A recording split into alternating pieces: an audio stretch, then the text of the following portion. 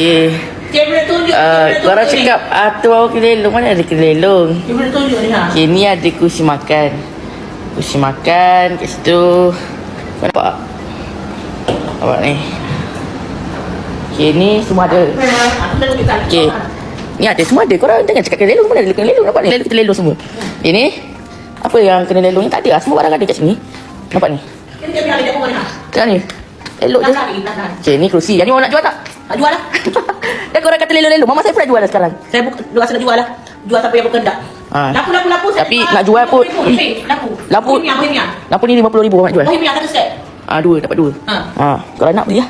Okey, meja ni Mama nak jual tak? Meja ni. RM100,000. Meja ni Mama nak jual? 300. RM300,000. Ada dua set. Ada dua. Ini marble. Ni marble.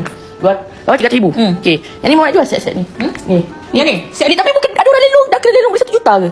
Bukan Ada. dah. Tapi kenapa dia kat sini lagi Tak tahu lah dia apa. Tanya dia. Kenapa dah kena lelong RM1 juta? Semua barang masih ada di sini ya? Jawab. Guys, boleh tolong jawab ke tak? Kenapa barang dah kena lelong RM1 juta? Tapi semua barang kat rumah ni masih ada. Semua masih ada akan kekal dekat dalam ni.